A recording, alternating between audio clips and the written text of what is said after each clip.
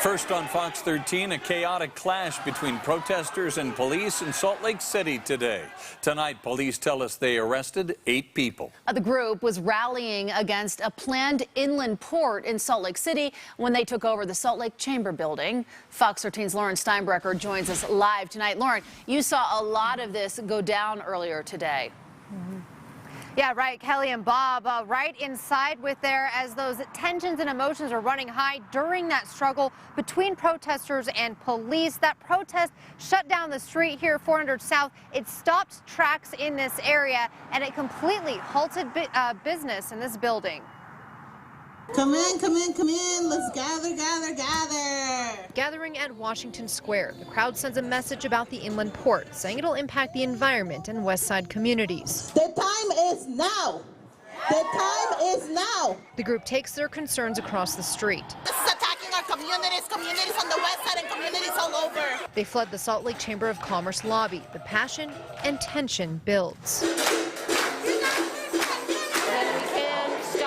Before it does the very clear damage that it will do. On the 6th floor, a group is locked together. Police have a message of their own. Like, you guys have done your thing, you've been here, the floor's cleared out, there's no reason to go to jail for this. Okay, we're trying to be cool. The group doesn't leave, they're disrupting business, police say. Officers make a move. Put your hands behind your back. Down in the lobby, protesters link arms and refuse to budge.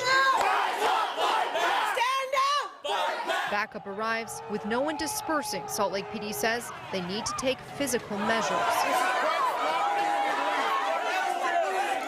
using force to push people out.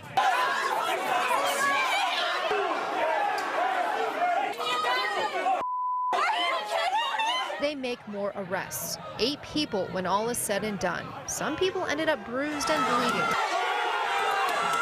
Everyone is out, the doors close.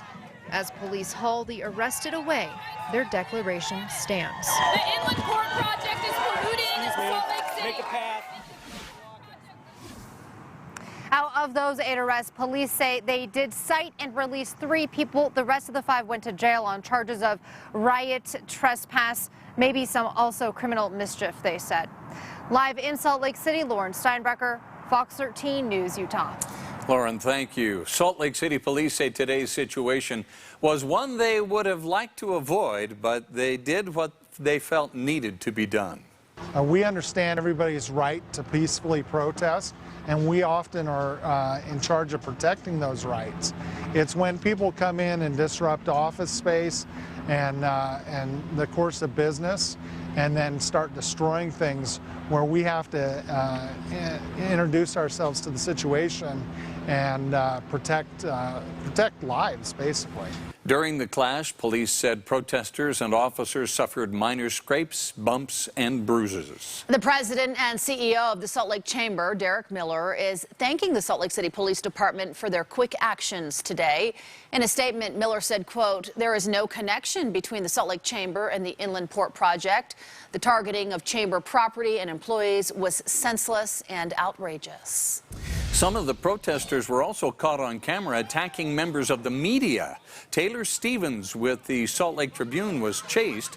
The paper is also reporting that a photographer from KUTV had his lens covered by a protester's hand. Governor Gary Herbert reacted tonight, saying the activists went beyond the pale today in attacking journalists and terrifying workers at the chamber. In a statement, he said this was more than just a protest. This was borderline terrorism. In response to today's protests, a lot of people are asking, what is an inland port exactly? In simplest terms, it would be a massive import-export center combining road, rail, and air deliveries, all to distribute goods throughout the Intermountain West. Now, the project is supposed to be built on Salt Lake City's west side.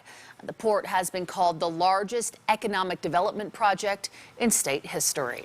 Earlier this year, Fox 13's Ben Winslow visited the town of Edgerton, Kansas, where a similar inland port is already up and running.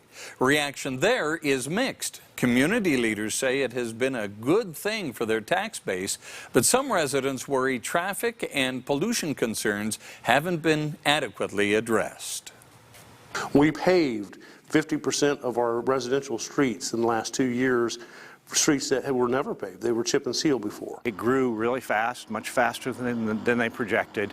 It's got probably even worse impact on traffic congestion and air pollution than we expected.